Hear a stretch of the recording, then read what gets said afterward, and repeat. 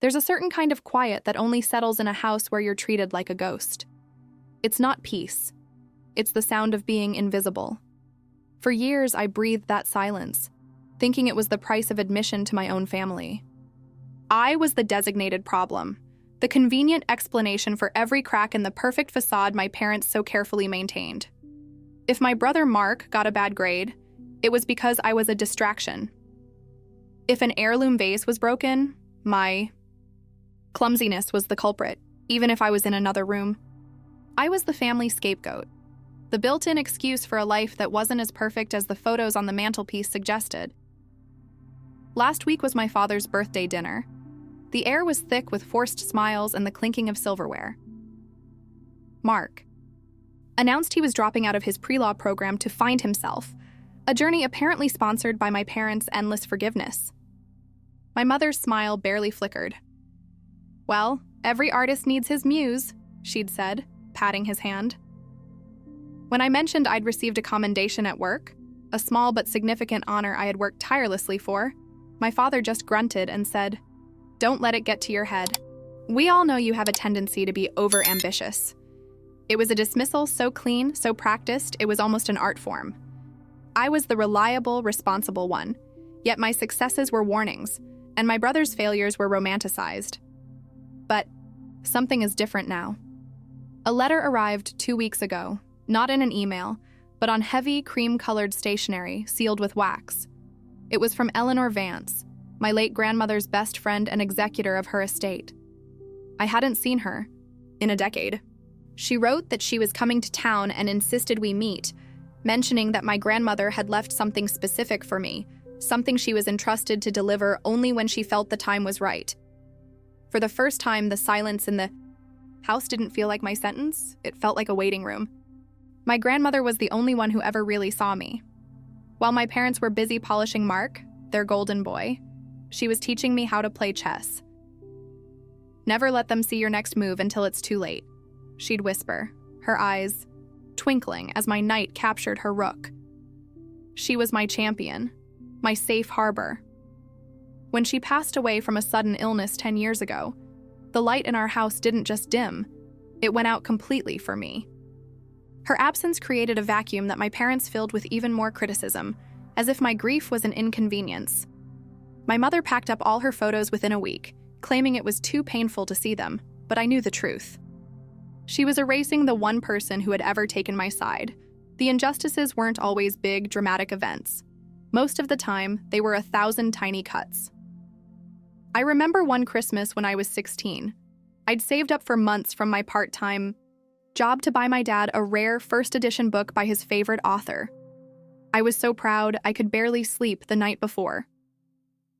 On Christmas morning, Mark rolled out of bed, empty-handed, and mumbled an apology about forgetting to go shopping. My father just laughed, ruffled his hair, and said, "Your presence is the only present I need, son."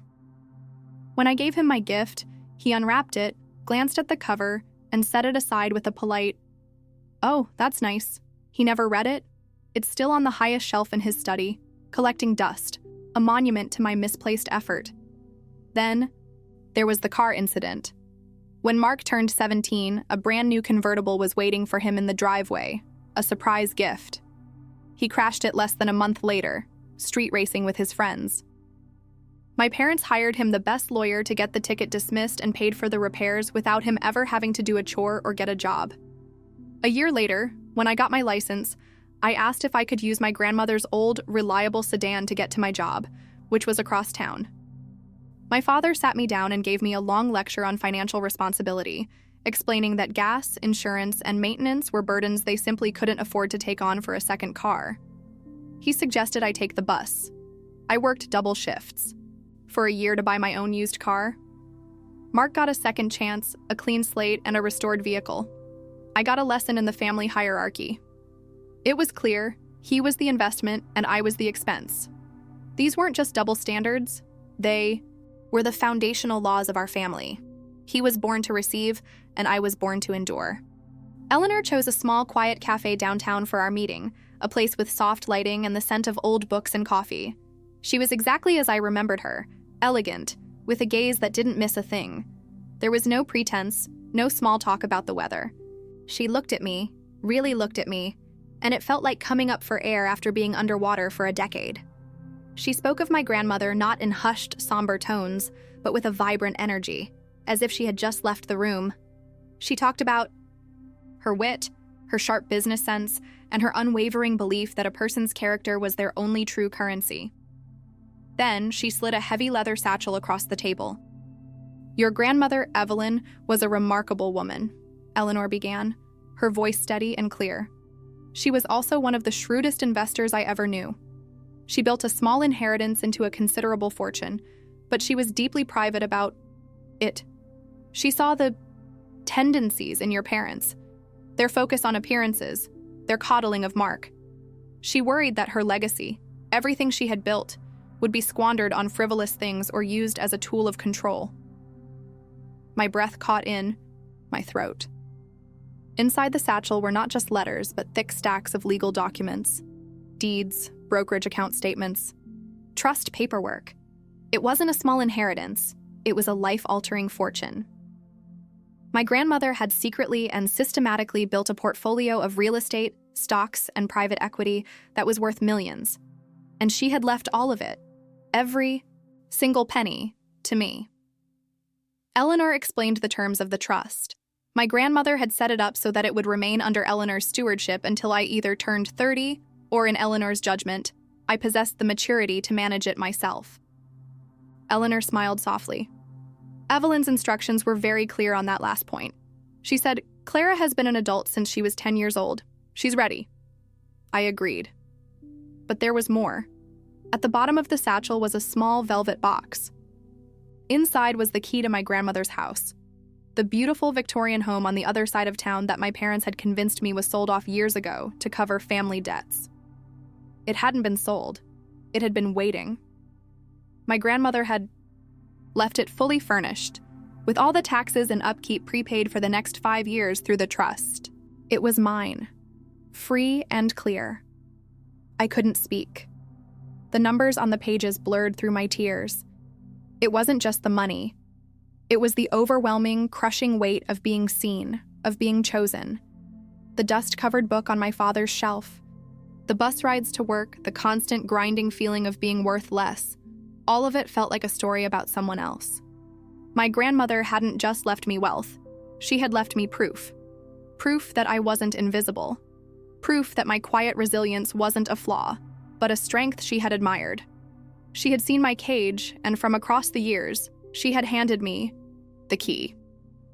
Walking out of that cafe, the weight of the satchel in my hand was nothing compared to the weight that had been lifted from my soul. I wasn't their ghost anymore. Armed with my grandmother's legacy, I didn't feel an immediate urge to pack my bags and disappear. That would have been too easy, and it would have left a small, nagging question in the back of my mind for the rest of my life. What if? What if they were capable of change? So I decided to conduct one final quiet experiment. I would give each of them one last chance to show a flicker of genuine decency, to prove they saw me as family and not just a fixture in the house. I didn't hold out much hope, but I needed the certainty. I needed to close the book on them knowing I had read every last page. My mother was first. I found her in the garden, pruning her prize-winning roses, a perfect portrait of suburban tranquility. I kept my approach simple. I told her that the tension in the house was becoming unbearable and that, for my own mental health, I was thinking of getting a small studio apartment across town. I mentioned a specific complex I knew she looked down on, a place for students, and young people just starting out. I watched her face carefully. For a brief second, I saw a flash of something. Was it panic? But it wasn't for me. Her shears paused mid-snip. A studio? "Clara, be serious," she said, her voice dropping to a conspiratorial whisper. "What would people say? Our daughter, living in a place like that? It would look like we'd thrown you out. Think of the embarrassment. Your father has his reputation to consider." There was no, "Are you okay?" No, "Let's talk about what's bothering you." My well-being was an irrelevant variable. My role was to maintain the family's image, and my departure was a threat to the brand. She didn't see a daughter in pain. She saw a public relations crisis. That was the first lock I heard click shut. Next was my father. I approached him in his study, the room where he managed the finances and dispensed his wisdom. I used a partial truth. I told him my old second-hand car had finally given up, and the repair costs were more than it was worth. I explained that I needed a reliable vehicle for my job and asked if he would consider co-signing a small loan for a modest used sedan. I had a full repayment plan mapped out on a spreadsheet, showing I could afford the payments. I wasn't asking for a handout, just the kind of support a parent gives their child. He leaned back in his leather chair, steepling his fingers. He didn't even look at the spreadsheet. "Clara," he began with a sigh, "it's this lack of foresight that always holds you back. A car is a depreciating asset. If you had been more disciplined with your savings, you wouldn't be in this position." He then launched into a 10-minute lecture on fiscal responsibility, conveniently forgetting the tens of thousands of dollars he'd spent on Mark's convertible and its subsequent repairs. The hypocrisy was so blatant, so utterly shameless, it was almost breathtaking. He wasn't a father, he was a bank manager declining a loan to a client he deemed a bad risk. The second lock clicked shut, louder this time. The final test was for Mark. I knew it was a long shot, but I had to see it through. I caught him as he was heading out the door to meet friends, smelling of expensive cologne my father had bought. Him. I explained the car situation and asked very politely if I could possibly borrow his car for 2 hours the next morning for a mandatory training seminar at work. I told him I'd put gas in it and have it back before he even needed it. He laughed. Not a mean laugh, but a genuinely baffled one, as if I'd asked to borrow his arm. "Sorry, Clara, can't," he said, jingling his keys. "I might have plans. You never know. Besides, I don't want anyone else driving my car. You know how it is." I looked at my brother, the person I'd shared a childhood with, and I saw a complete stranger. His convenience, his hypothetical plans, were more important than my job. The ease with which he dismissed me, without a moment's thought for my predicament, was the most painful and liberating moment of all. There was no malice in him, just a profound, bottomless emptiness where empathy should have been. The third and final lock slammed shut. The experiment was over. The results were conclusive. I was finally, completely free. For 2 weeks, I moved through my parents' house like a specter, observing them from a distance. I was packing my real life into boxes at my grandmother's home in the evenings and playing the part of their quiet, unassuming daughter during the day. I was waiting for the right moment to simply vanish from their lives, to leave a note on my perfectly made bed and disappear. But they, in their infinite arrogance, decided to give me a grand finale. They accelerated my timeline. They gave me the gift of a clean break, a rupture so violent and absolute that it cauterized the wound completely. It happened, as it so often did, at the dinner table. It was the designated stage for all our family dramas. My father cleared his throat, a sound that always signaled a grand proclamation was imminent. My mother beamed at Mark, who was practically vibrating with excitement. "Kids," my father began, a term he used that always felt hollow, "we have some wonderful news. We've decided as a family to finally sell your grandmother's old house, the Fork in my hand stopped halfway to my mouth. I felt the blood drain from my face, a cold wave washing over me. He wasn't looking at me, of course. His eyes were fixed on Mark. Mark has a brilliant new business idea, a boutique art gallery, and the capital from the sale will be the perfect seed money to get him started. It's what your grandmother would have wanted, to see her grandson thriving." My mother chimed in, her voice dripping with saccharine pride. "We've already had a developer look at the property. They made a very generous offer. And don't worry about all the old things in there, Clara. Mark and your father spent the weekend clearing most of it out. It was mostly just dusty old junk anyway. Just dusty, old junk." My grandmother's letters, her worn copy of Pride and Prejudice, the hand-stitched quilt on her bed, a lifetime of memories, of love, of the only person who ever fought for me, dismissed, as junk and swept away to finance my brother's latest whim. It was an act of desecration. They weren't just selling a house, they were erasing a memory. They were erasing her. My father, as a final, magnanimous gesture, turned to me. And we're not forgetting you, of course. We'll set aside a small percentage for you from the profits. A few $1,000s, perhaps, for your car troubles. That was it. That was the moment the last thread of connection, the last microscopic fiber of sentiment I had for these people, turned to ash. There was no sadness, no grief.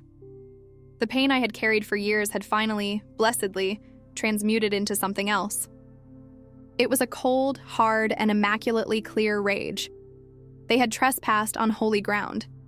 And in their ignorance, they had no idea they weren't talking about selling their property. They were talking about selling mine. I placed my fork and knife down on my plate, the sound echoing in the sudden silence. I looked up, and for the first time, I let them see the steel my grandmother had left me. I let the silence hang in the air for a moment longer, savoring the look of smug satisfaction on their faces. It was the last time they would ever look at me that way. I folded my napkin, placed it on the table, and met my father's gaze. My voice, when it came out, was not the voice of their daughter. It was the voice of my grandmother's heir, calm and dangerously level. "There seems to be a misunderstanding," I said. "You can't sell grandmother's house." My father scoffed. "Don't be dramatic, Clara. The papers are already being drawn up. It's a done deal." "No," I said, leaning forward slightly.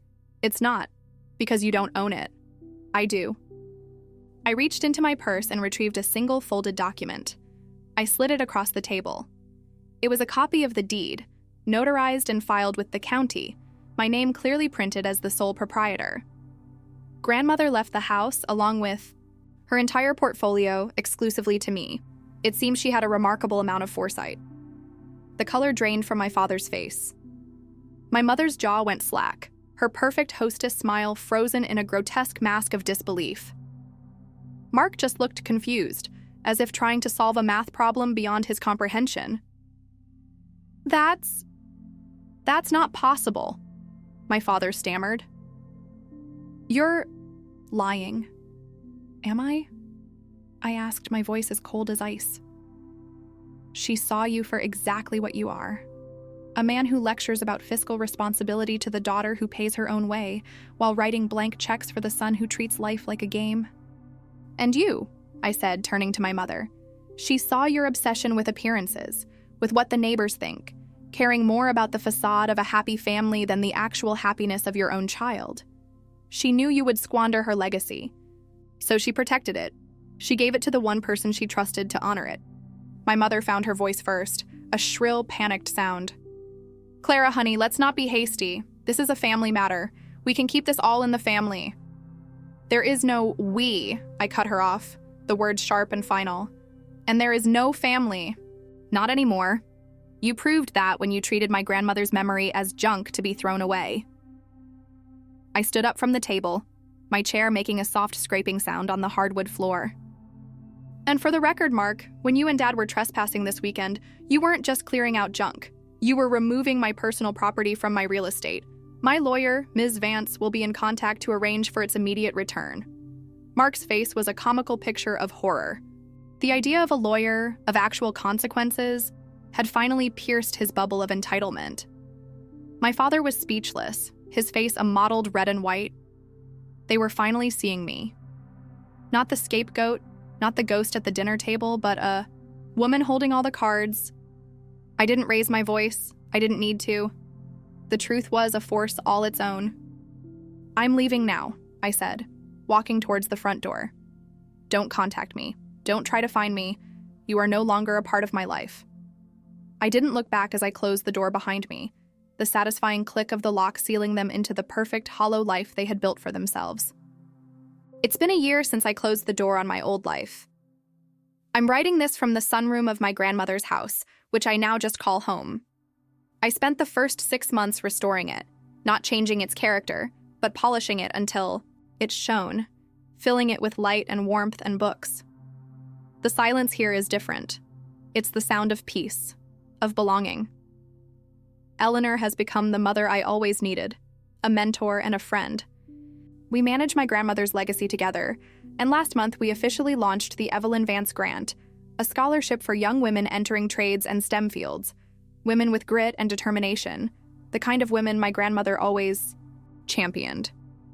I have built a new family, a chosen one, bound not by blood, but by mutual respect and genuine affection. I don't seek out news of my past, but sometimes it finds me. Eleanor heard through a mutual acquaintance that the fallout from that final dinner was swift and devastating. My father, stripped of the inheritance he'd always counted on, had to sell the house I grew up in to cover his debts and Mark's endless expenses. He lost his status, his throne, and was left with only the consequences of his own poor judgment. My mother's greatest fear came true. The story, in pieces, inevitably leaked. The perfect family facade crumbled into dust, leaving her with the one thing she couldn't stand: public pity. She got the embarrassment she was so worried about, just not in the way she expected. And Mark, the golden boy, finally learned that the world doesn't hand out participation trophies. With no trust fund and no house sale to finance his delusions, he had to get a menial job. I'm told he doesn't last long in any of them. The safety net is gone, and he's in a free fall, armed with nothing but a lifetime of entitlement in a world that demands resilience. Their punishments weren't orchestrated by me. They were the natural harvest of the seeds they had sown there. Entire lives.